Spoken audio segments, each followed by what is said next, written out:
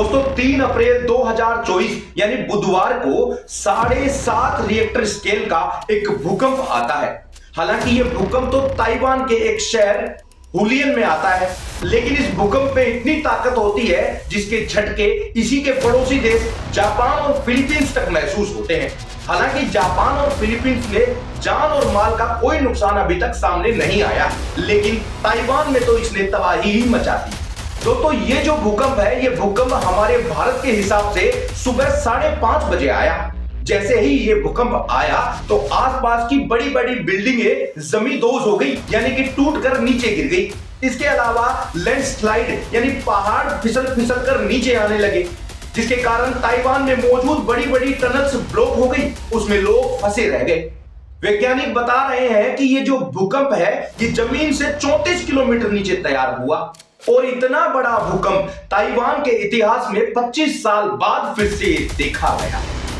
ये भूकंप कितना ताकतवर था उसको आप इस तरह से समझ सकते हैं कि ताइवान में अभी की तारीख में 91,000 घरों में लाइट ही नहीं है।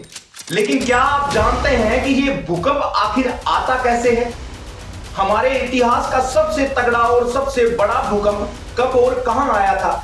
और अगर हमारे पास भी भूकंप आए या भूकंप के झटके हमें महसूस हो तो उससे किस तरह से बचा जा सकता है, जानेंगे ये सभी जरूरी जानकारियां आज के इस खास वीडियो में। लेकिन उससे पहले स्वागत करते हैं आपका एक बार फिर से गोगिलियो के इस शानदार से एपिसोड पर। दोस्तों चैनल को सब्सक्राइब करें और इस वीडियो को शेयर कर दें, क्योंकि इस चैनल पर आपको हर रोज इसी वीडियो की तरह नई नई जानकारियों से अवगत कराते रहेंगे। तो चैनल को सब्सक्राइब करने में तो घाटा नहीं है, तो जल्दी से सब्सक्राइब कर लीजिए। चलिए शुरू करते हैं। दोस्तों हम जिस धरती पर रहते हैं इस पर सबसे ज्यादा पानी मौजूद है, लेकिन आप ये भी जानते होंगे कि कोई भी चीज किसी धरातल के बगैर बन ही नहीं सकती।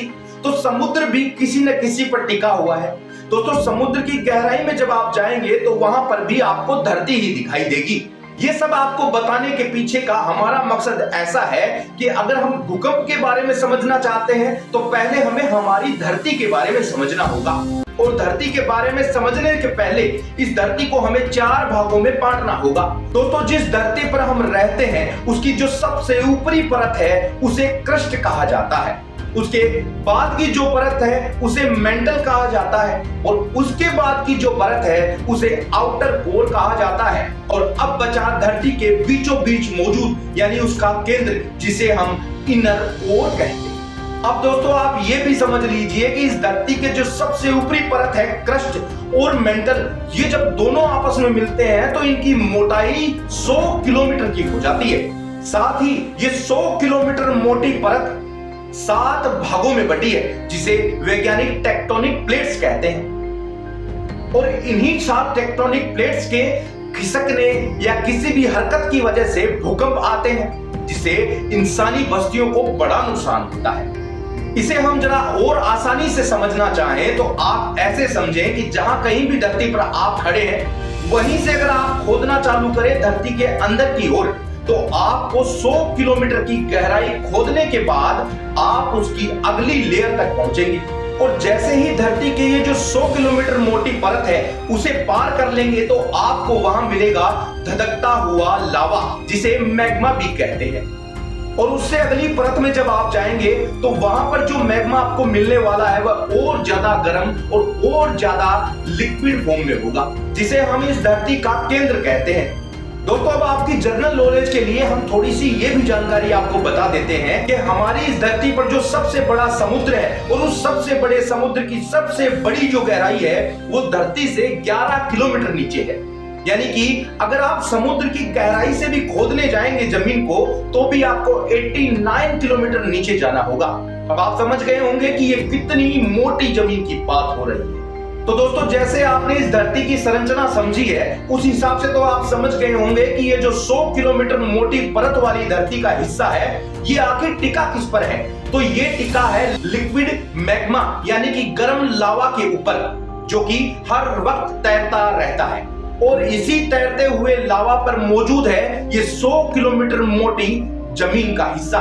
और ये जो जमीन का हिस्सा है ये भी 7 भागों में बटा है, जिसे आज के वैज्ञानिक टेक्टोनिक प्लेट्स कहते हैं। दोस्तों इन्हीं टेक्टोनिक प्लेट्स की छोटी से छोटी हरकत हो या वाइब्रेशन हो या टकराना हो, ये बड़े भूकंप का कारण बनती है, जिससे इंसानी बस्तियों को बड़ा नुकसान होता है।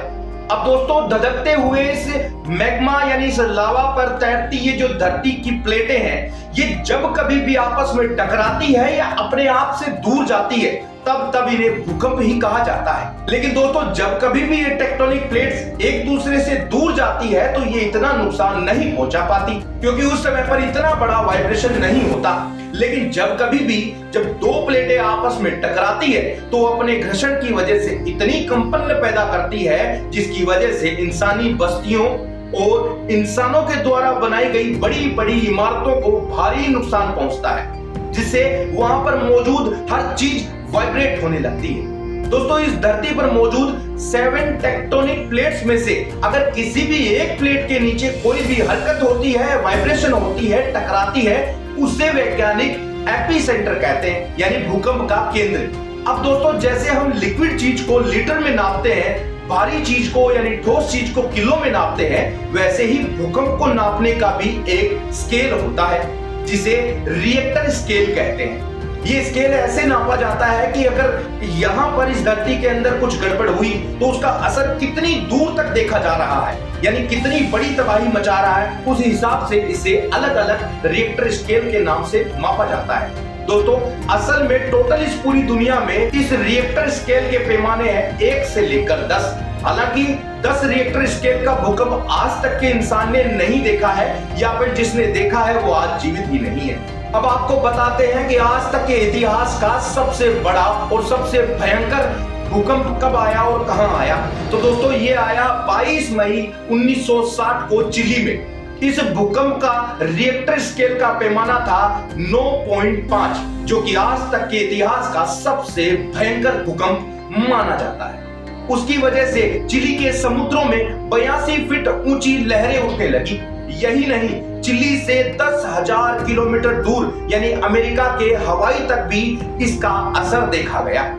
वैसे तो रिएक्टर स्केल के पैमाने पर हम नापें तो 5 रिएक्टर स्केल तक के भूकंप किसी को नुकसान नहीं पहुंचाते, लेकिन जैसे ही 5 से हम ऊपर जाते हैं तो वैसे वैसे वो और ज्यादा नुकसानदायक या और ज्यादा खतरनाक हो जाते हैं। अब दोस्तों, हम आपको बताते हैं कि अगर भूकंप आ जाए और आपको भूकंप के झटके महसूस होने लगे तो आप उससे किस तरह से बच सकते हैं सावधानी से।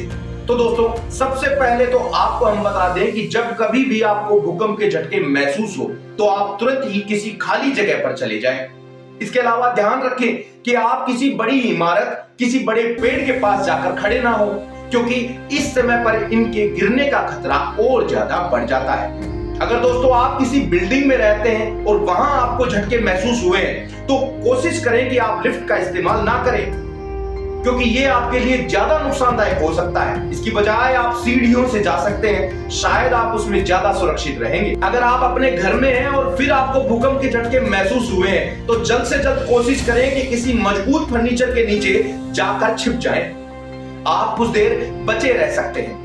इसके अलावा दोस्तों, वैज्ञानिक सबसे अच्छा तरीका मानते हैं भूकंप आने पर कि आप किसी भी खाली जगह पर जाकर लेट जाएं, आप ज्यादा सुरक्षित हैं। उम्मीद करते हैं कि आज ये भूकंप और भूकंप से बचने के तरीका और ये जो बताया हमने इतिहास है, इससे आप पूरी तरह संतुष्ट हो गए होंगे। और अगर आपको सब कुछ अच्छा ही लगा है तो इस वीडियो को लाइक तो कर ही देना दोस्तों। तो दोस्तों, आज के लिए दीजिए हमें इजाजत, फिर मिलेंगे एक और नई जानकारी के साथ। आप लगातार देखते रहिए गोगी लियो।